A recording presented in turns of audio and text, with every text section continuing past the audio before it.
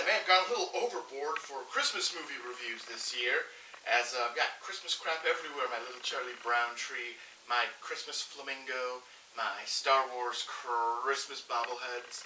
I've got some garland, my Christmas sweater, my Santa hat. I am ready to talk Christmas movies, because that's the time of year it is. Now I know I did my 2-year anniversary where I talked about Snakes on a Plane, and then I talked about The Adventures of Pluto Nash. Neither of those are Christmas movies, but I thought I'd spend the last 3 weeks of December talking about Christmas movies. In fact, specifically Christmas movies I've never seen before.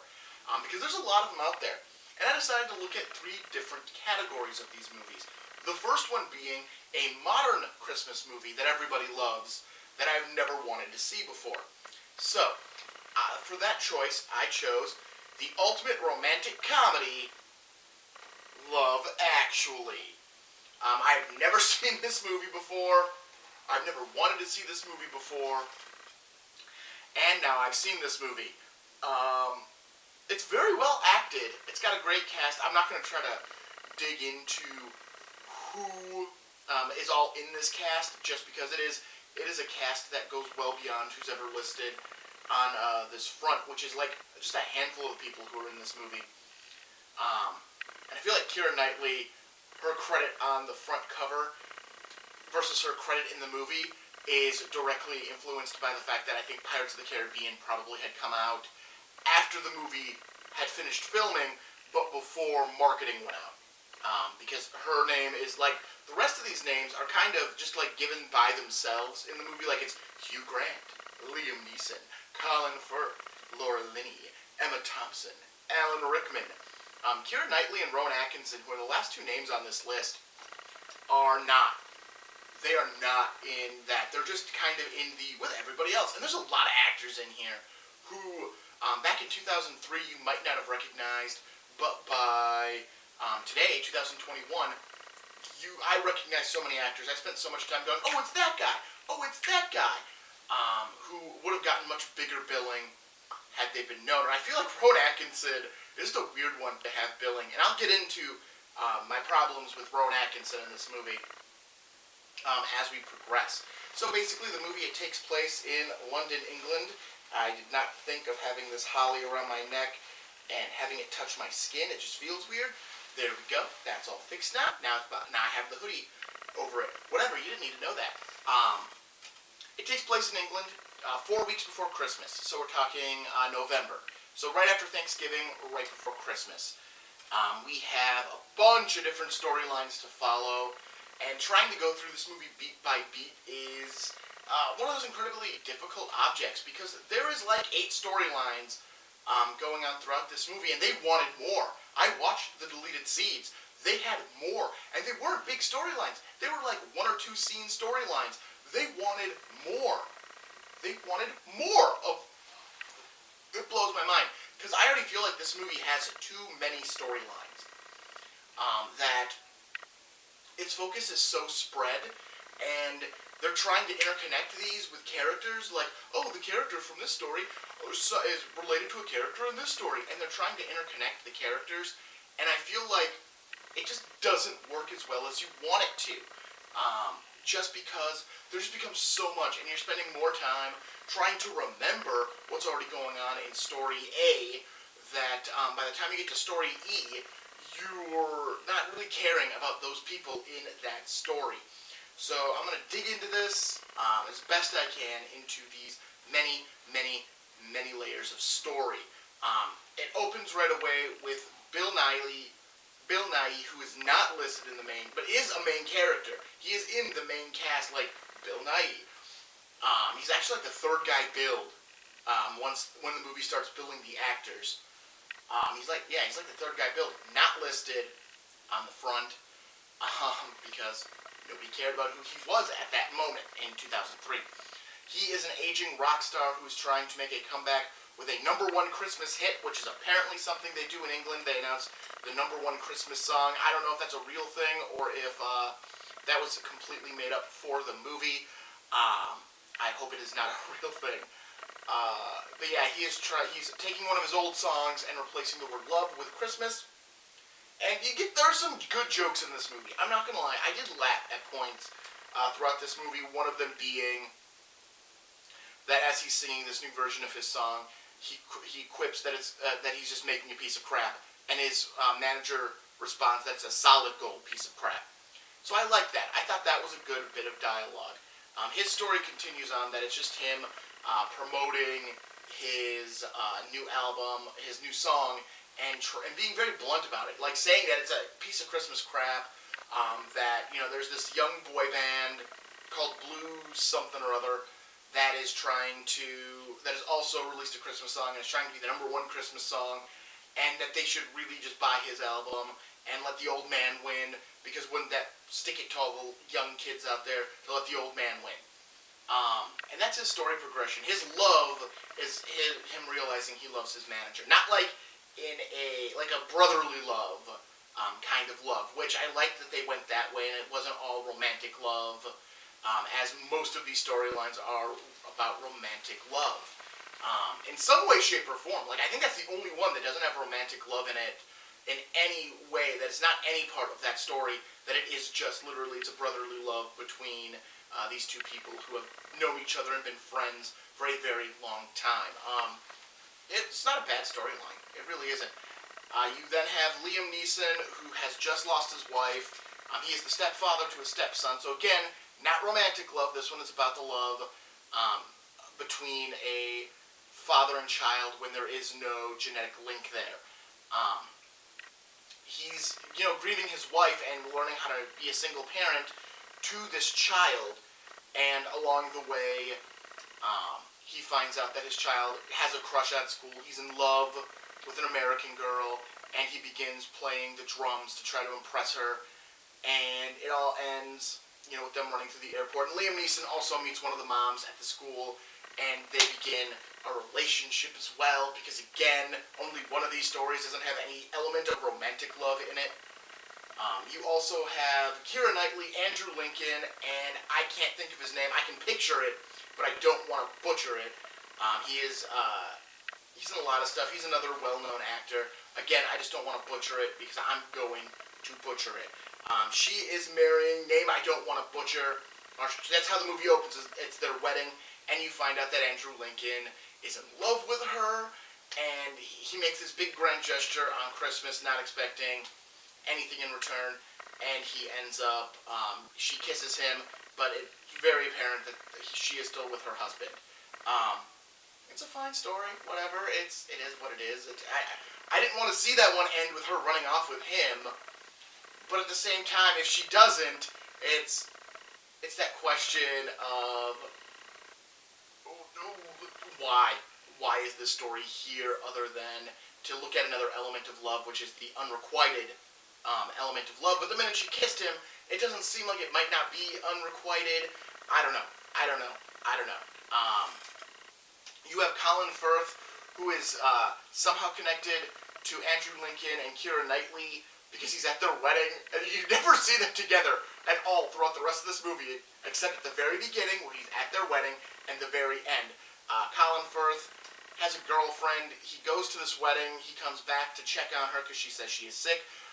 She is screwing his brother, who again we only see in this one scene. The brother is only mentioned this one time.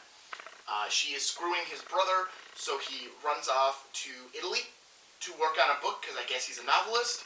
I say I guess because he's working on a book. I could assume he's a novelist. He's working on his book. He gets a housekeeper for the time he's in Italy, which is like 2 weeks in December, I think, because he's back by Christmas. But anyways, he gets a housekeeper. He falls in love with the housekeeper. He ends up learning her language because she speaks Portuguese and does not speak English or Italian, and he does not speak Portuguese. And there's some really good dialogue with them because she's subtitled and he's speaking English, and they're literally saying the same thing just in their own languages. And it's actually a really cool scene. I really liked that scene.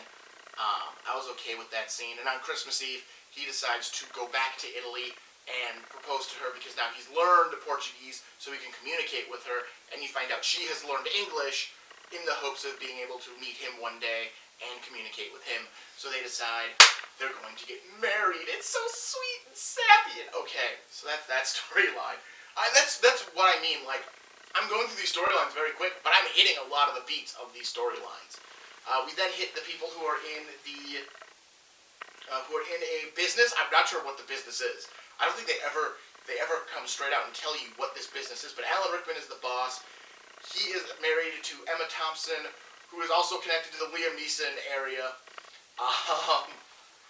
He is being hit on by his secretary, and he ends up buying her a piece of jewelry for Christmas. This is where Rowan Atkinson comes in. This is Rowan Atkinson's scene that makes sense. And this is probably where I'll go into Rowan Atkinson after this.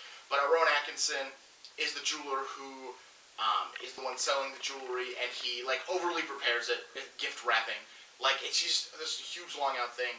And I'll get back to Rowan Atkinson in a second. He's buying this thing for his secretary, this gold necklace. His wife eventually finds it, thinks it's for her, finds out at Christmas that it wasn't for her, that she did not get it, meaning he had to have given it to his secretary because she saw them at a Christmas party and they looked flirty. And so he confronts her husband, and you're never really given a clear idea if Alan Rickman just gave her the necklace or if he gave, like, Emma Thompson asks him straight out, is this just a necklace? Is this a necklace with sex? Is this a necklace with feelings? And you're never given an answer. You're never given an answer as to which this is. Like, they're still together at the end of the movie, so they're trying to work through it, so it's probably either just a necklace with sex, or it was just a necklace, but it never, like, clarified what it was. The other storyline at their work, and I promise I'll get back to Rowan Atkinson and my rant on that. The other storyline that's going on at their work is one of the employees is madly in love with the other employee. Alan Rickman sits her down and tells her she needs to talk to him and take him out. But you find out she has a brother who is mentally handicapped, and that she has to take care of him. Even though he is in a hospital, she is like his only link, and that kind of destroys her being able to have this relationship and being able to fall in love, because, you know, her love for her brother outweighs her interest in this man. Again, it's a decent story. It's a decent story. But, again, throughout the movie, it's just kind of there. And by the time you get to Christmas Eve, it's just kind of a non-existent story. Like, it hits its climax before Christmas Eve. And then there's still something at the end of the movie to represent Christmas Eve. But it's nothing. Alright, my Rowan Atkinson rant. I said I'd get there, and since I brought him up in his actual role, apparently he was supposed to be like the angel of Christmas and interact with all of these various stories. He doesn't. That was dropped. He does this one scene with Alan Rickman in the jewelry store, which is fine. It's funny. He's great in it. And then he shows up at the end during the Liam Neeson stuff when he's trying to get his son to find the woman he loves in the airport, and help him get through security because they don't have a boarding pass.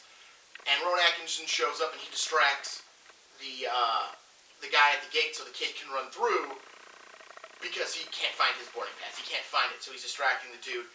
And then he looks at Liam Neeson with like this knowing look, like, yeah, I got your back, buddy.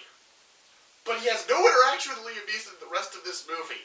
He does not, like, it is this weird thing because it's a leftover from him being the Christmas angel, or the angel of love, or whatever he was supposed to be. It's this leftover bit from that, but it just looks weird. Like, if he just walked up, did this bit, oh, it's Rowan Atkinson again. It's the look. It's the look that gets me. Like, he looks at Liam Neeson like, yeah. Like I said, it's like, yeah, I got your back, man. Your kid got through. He's like, he has no idea what's going on. They were whispering, and he came in from the other angle. There is no reason Rowan Atkinson should have given that look, and they shouldn't have kept the look.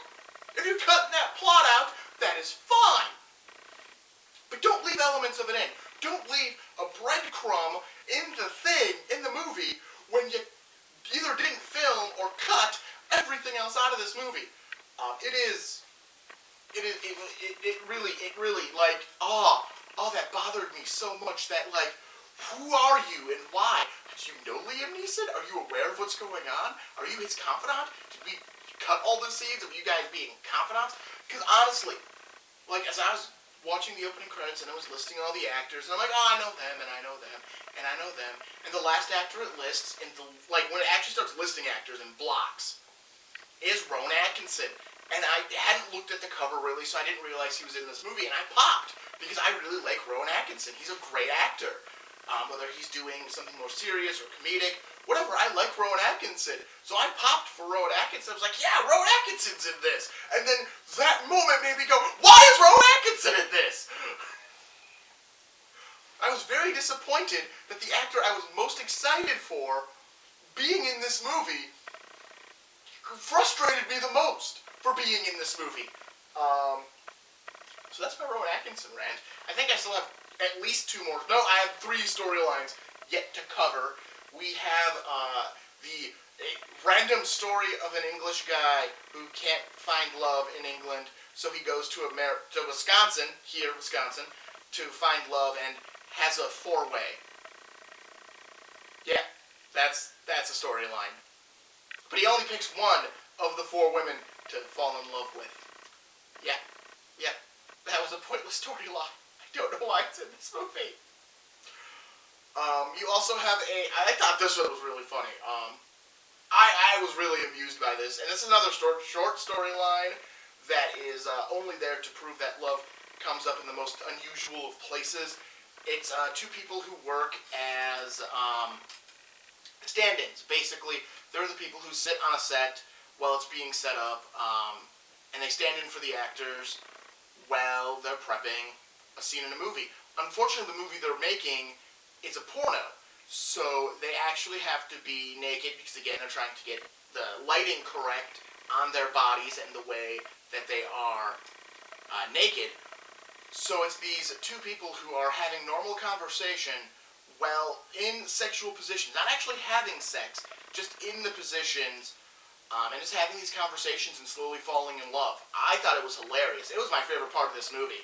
I would have loved to have seen more of it because it disappears for a long portion of this film. And the fact that it goes by weeks, like it says, 4 weeks till Christmas. This is what bothered me. It's this scene primarily, this storyline, bothered me the most. Because it goes 4 weeks till Christmas, and you're introduced to them pretty early on. Like, I'm pretty sure you're introduced to them before you meet Hugh Grant. And you get a couple of scenes with them, and then it disappears, and then for some reason, it then is like 2 weeks until Christmas, and they show back up, but they're clearly on the same set, working on the same movie that they had been before, and no porno in the history of porno takes 4 weeks to film. I can't imagine. Yeah, I feel like if you aren't done filming your porno in a week, you are a bad porno filmer. Not that I have done research on how long a porno should take to film, but I feel like the answer is less than 4 weeks. So I really like that story, other than the fact it doesn't fit the time. Like, this movie that takes place over a month, it doesn't fit the time frame of it. And that brings us to the last story I can remember. Again, I might have missed one. This movie has a lot of them.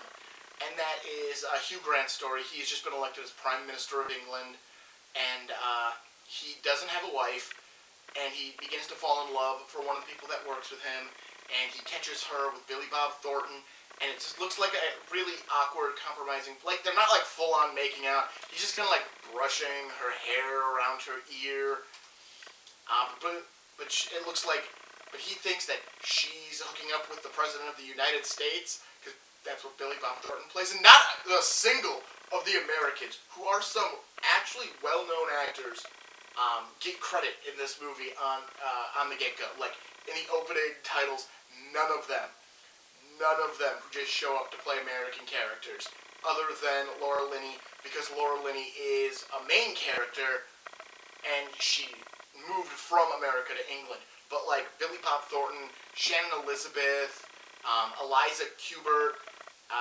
January Jones, I think, is in this movie as an American woman. And none of them are credited in the opening of this movie. So that's kind of weird. Let's just screw Americans. Filthy Americans. American pig dogs. I love America. Anyways, so he ends up having her transferred to a different area, but then on Christmas Eve, he really is in love with her, so he runs out to meet her, and he runs into a character from a different story, because again, we need connections here. And then he ends up finding her with her entire family. They're going to an all-schools Christmas play, because it's the best way to bring as many of these characters into one location at one time. Is, oh, they're all there, they have nephews, and they're going to see their nieces, and they have kids, and they're all part of this Christmas show. Because it's all schools. And he ends up at the end of the old schools thing. He's making out with her backstage, so nobody knows the Prime Minister is there, and of course they're caught because they're in the wrong part of backstage, and they end up being displayed for all. And I just pulled off one of my little red flowers. That's sad. I'm not going to try to fix this, because that would be weird in the middle of this video. And he has his love, and that's Love Actually. As a Christmas movie, I don't know, I didn't get, like, a warm Christmas feeling.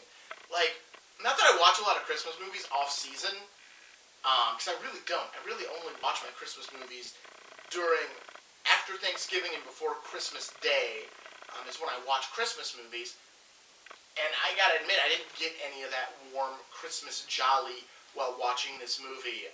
And maybe it's because it was off-season. I'm not gonna argue, because although this episode is airing in December and I've got all the Christmas crap up, it is not December in the moment I'm filming this. So, it's not a bad movie, it's not an awful movie, it's one I probably don't need to see again in my lifetime. I'm sure at some point I'll meet a nice girl and we'll have a Love Actually story, and then she'll want me to watch Love Actually again. That might happen, and then I'll watch Love Actually, because I'll be a pushover at that point. But yeah, it's not one I'll add into my Christmas collection, but it's one I've never seen before that a lot of people enjoy, so I thought I'd check it out. So, this has been Rank the Movies. Wait, do I have any other rants to go on? I went on my Rowan Atkinson rant. I brought up that there was too many storylines, because that bugged me. That bugged me a lot. It's like, I get it, I've watched anthology films where they mix everything together, and even that, you get like 4 or 5 stories. And in an hour and a half, you get a complete story. Because even at 4 stories, that means each story is getting like 20-25 minutes of screen time to tell its story, which is like a TV show. So you're getting like 4 episodes of a TV show, which is nice. This one's 2 hours and 15 minutes, and I feel like each story maybe had a grand total of 8 or 9 minutes of that time, just to fit everything in and all the connected interlocking things. I'm definitely skewing low. They had a little more time than that. It was probably closer to 15 minutes a story. But I just felt like by the end of it, it was all happening, and I'm like, okay, this is all happening.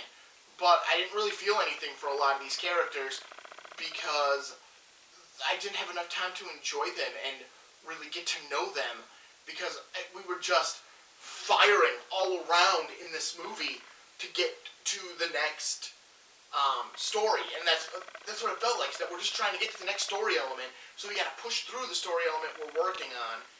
So I feel like there's a lack of character development in this movie, and a lack of character caring. That's why, I think the 2 people who are stand-ins for the porn shoot were the most interesting, because that was a great setting, and then to see them be tentative while in this setting and in this idea, I think it worked. I don't think I needed more character from them, because I get it that in reality they're tentative people, but in their job, they're these people who will stand nude in front of an entire camera crew so that they can get lighting correctly, and I like that. I think that dynamic worked, and I think that's the Bill Nighy scene also worked, because again, you don't need that much. You pretty much got him fully established in the first scene, and so everything else was just, building off of that. Where the other ones, again, it was just trying to hotshot you from storyline to storyline to get through this movie. Yeah, again, it's not a great film, but it's not bad. It's not the worst one I watched, even the day I watched it. But we'll get to that. We'll get to that next week. This is Rank the Movies. Don't forget to like, comment, and subscribe to make sure you don't miss any other content. We're getting close to Christmas, so hopefully you got things going and you'll have a merry one when it comes to that day. We still got 2 more movies to talk about, so next week join us to talk about another Christmas movie. I am Martin Prevost. Thank you, and have a good night.